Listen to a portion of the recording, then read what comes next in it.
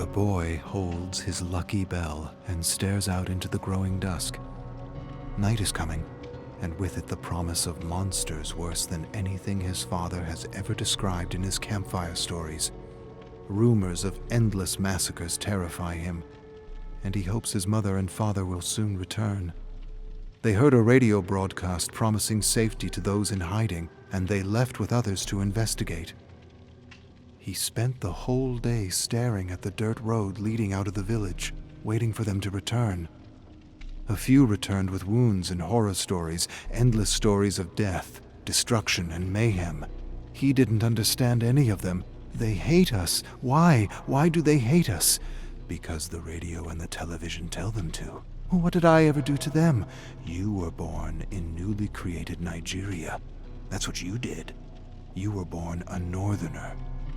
His grandmother approaches. Did you see anything out there? Philip shakes his head. If you see anything, if you see danger, ring your father's bell and hide with the others. Philip nods and stares at the bell. Will they come back? His grandmother hesitates for a long moment. I don't think so, Philip. They're hiding. Tears fill his eyes as his grandmother disappears into a small thatched home. He feels a tear slip down his face and he knows, just knows. He will never see his parents again.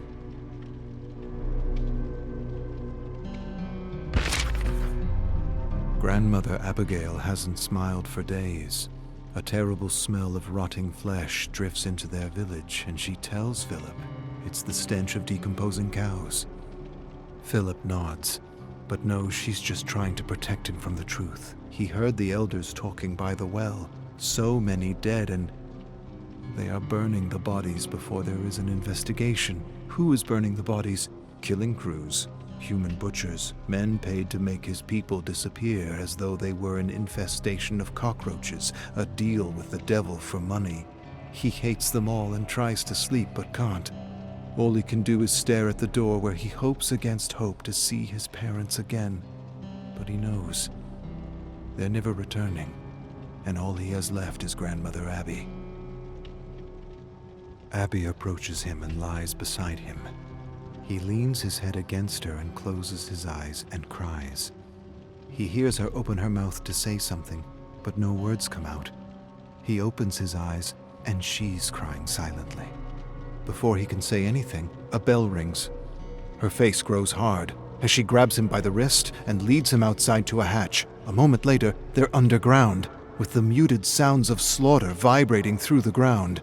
He squirms in Abby's embrace. She holds him tighter and tighter as cries and shrieks swell into an unbearable pandemonium. He never realized humans could emit such sounds, and it's all he can do not to scream himself. He squirms, and Abby covers his mouth, just in case. Silence. Horrible, gut-wrenching silence. Philip shifts uncomfortably in their makeshift bunker and listens for something. Anything. Abby nudges him. Let's see your math skills, Philip. Math? She's trying to distract him from the hell outside. 6 plus 24 minus 8. He works it out. 22. She smiles and nods. She levels another challenge and another. He answers, with growing tears in his eyes. She touches his face. Don't think about what is happening outside. Listen to my words and play the game. He nods and tries his best to work out her challenges, but he can't help but think about his mother, his father. They said math would strengthen his brain, make him good in school, give him all kinds of opportunities his father never had. His father, he'll never do math with him again. Never play chess with him again, or hear his stories. And why? Because of men who take money to do the devil's work. Abby nudges him. Philip asks her to repeat the challenge, just as the cry of a toddler rips through the silence. He instantly looks to his grandmother.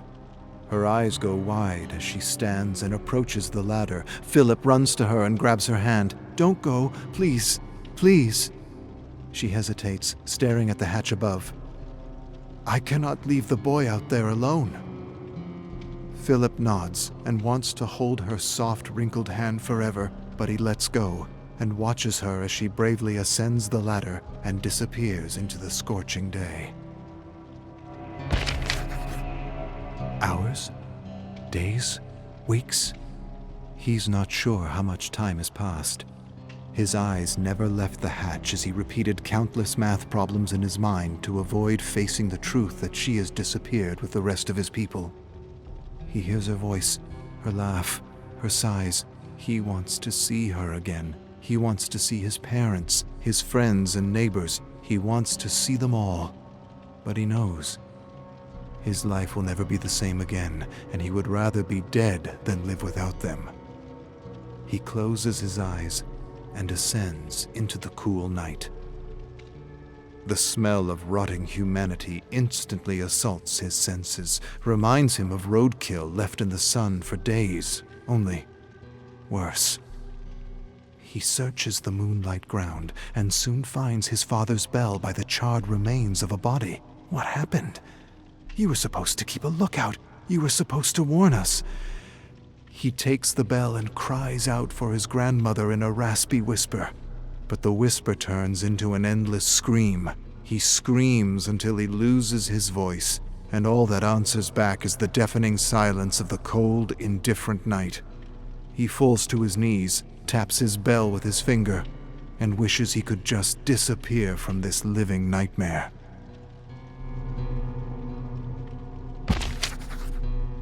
Village to village, it's always the same scene. Death and destruction. Burnt cars, homes, and bodies. His people disappearing in a seemingly endless mixture of fog and smoke. He can't move anymore. He doesn't have the strength or will. The smoke stings his eyes. The stench makes him want to retch with every inhale. But most of all, he can't take the silence. The horrible silence, the oppressive, dreadful, indifferent silence. He stops and sits by a tree with a vulture hovering close to him, waiting for him to die. This one wants its meat fresh, raw, not burnt or doused in kerosene. He closes his eyes for a moment and drifts away, far away. But soon he hears a voice like his mother's. He opens his eyes to see a woman and several muddied children staring at him. The mother extends an open hand. "You must come with me." Philip doesn't answer. He can't answer. There's no warmth or wetness in his mouth. His throat is like sand. His eyes are like tar. The woman hands him a flask, and he drinks as though he's never had water before. She tells him her name is Funanya, and that he should come with her. "I don't want to run anymore.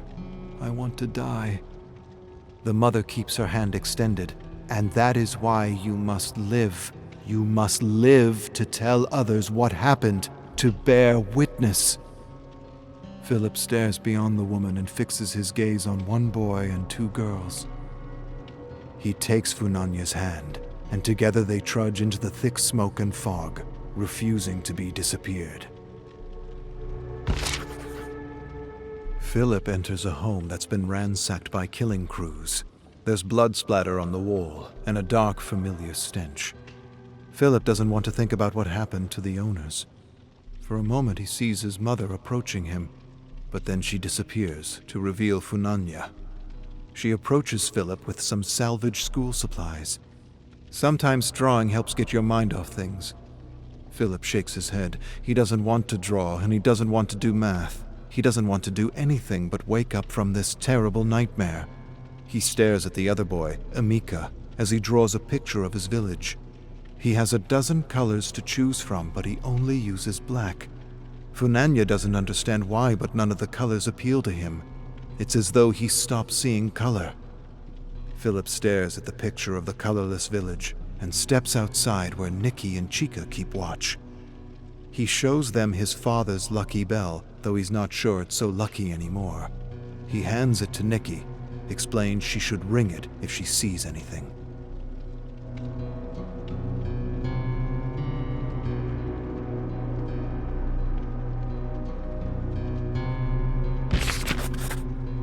I hate the smell of kerosene.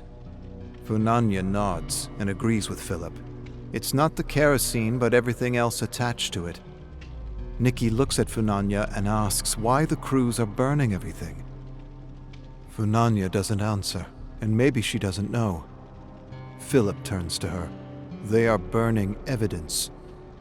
Nikki and Chica look to Funanya, and she nods. Philip hears his grandmother's voice. Death plus destruction equals good business for devils disguised as humans. Philip grinds his teeth and answers the disembodied voice. They should all be killed. Those who pay for murder and those who profit from murder. Funanya stares at him. Philip, don't say such things. They are trying to take our humanity from us, and that is the one thing they cannot have unless we give it to them. Philip feels his face harden. I don't want a sermon. I want my family back. I want them to pay for what they did. Funanya puts a hand on his shoulder. Pray to the angel of mercy that we survive so that we may bear witness. Philip stares past her at the growing night. I'd rather pray to the angel of death and watch them suffer. Forgive and be forgiven? I can't. I hate them. How can they take money to do such things? There will be justice, Philip. They will not get away with their crimes. Philip doesn't say anything. He doesn't say anything because, like his father, he believes that those with money, those who can afford killing crews and the quantities of kerosene required to burn humans by the thousands, can get away with any crime they choose to commit, even mass murder. She can pray for mercy all she likes. He'd rather pray for vengeance. Those who profit from murder are worse than animals. He can't get the idea out of his head that people would do such dreadful things for money. If he survives this, if he escapes this scorching hell, he'll have his revenge. He can't help but share his dark thoughts with Funanya, who says that an eye for an eye is not the way, that an eye for an eye would make the whole world go blind and plunge us all into infinite night. The world go blind? The world is already blind to what is happening to him and his people. To hell with the world. The world doesn't care. All this unrest and destruction was meant to happen. It was a mathematical formula to divide and conquer and rob his country of its beloved resources. He heard the elders say this 100 times. Funanya gives him more wise words from dead leaders, and he stops talking about revenge. For a moment, he thinks that maybe she's right. Maybe revenge is not the solution. Maybe the world will one day wake up from its slumbering indifference and help his people. Nikki hands Philip back his bell in the dark night. It's his turn to watch for killing crews, but he hasn't slept in days and his eyelids are stones. He holds his bell close to his heart, and for a moment, just a moment, he closes his eyes. Just for 1 minute. He awakens in the heat of the morning with a start and a terrible feeling. He vaults to his feet and searches for his new friends. He finds one, pieces of one, of another, he's not sure. He hears someone moaning. He searches and finds Funanya. Not dead, but dying, sliced at every tendon, writhing in agony, covered in something golden. Honey. They poured honey over her, and a million tiny black things swim, drown, and gorge on the gold and crimson streams dripping from her open wounds. The ants are crawling under her skin and eating her alive. He kneels beside her and tries to swat them away, but it's no use. They're everywhere. Funanya whimpers and sputters blood as she tries to speak, but her tongue is missing and all that issues is a terrible rattling noise. Philip kneels before her. He doesn't know what to say or do. I fell asleep. I'm sorry. So sorry. But sorry doesn't put her back together again. Sorry doesn't get rid of the ants or bring back the children she was protecting. She barely scratches something with her finger in the dirt. I forgive. Philip stares at the words for a long moment. Silent tears fall as he raises his hand in front of her face. She closes her eyes and waits for her suffering to end. He doesn't want to do it, but he has to. He knows he has to.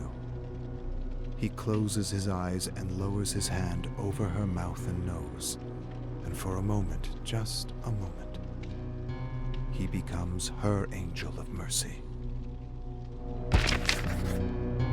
Philip enters another decimated village under the cover of darkness and sees a crew, a killing crew. Maybe the very ones who killed his guardian, maybe the very ones who killed his grandmother, his parents. No hell is good enough for these demons who would take money to disappear people. They're cooking something by a fire, laughing and making jokes at the expense of those they butchered. They talk about his people as though they were animals. No, less than animals. No one takes pride or ridicules the animals they slaughter. He's never seen anything like it. Dogs without humanity, that's what they are. Dogs. Rabid dogs, nothing less, nothing more. Something ancient tugs at him. He feels darkness like a tendril from another world take hold of his young, innocent heart. Not young or innocent anymore. He hears Funanya's voice. Forgive and be forgiven. But he doesn't want to forgive, and he doesn't want to be forgiven. He wants them to suffer like they made his people suffer. He wants them to suffer for taking everything from him. He hears his grandmother's voice trying to distract him from his dark thoughts of revenge with infinite math problems. But over her voice is the raging, maddening heartbeat of his hate. Her voice screams out equations and challenges, but he glares at the men. He feels kerosene coursing through his veins and he's ready to explode. An eye for an eye, and the whole world plunges into infinite night. Good. Philip notices the guns by the jeep. He could grab one and shoot them all. But he's never used a gun, and they'd probably run away. He could find a knife or machete, but these dogs would overpower him. Just walk away, Philip. Never look back. It's your duty to survive and bear witness. He ignores the voices in his head and only wants one thing. He wants them to suffer and disappear. He wants to... Yes. Take their kerosene and make them disappear the same way they made his friends and family disappear. In a swirl of smoke. And for a moment, just a moment, he is the angel of death swooping through infinite night.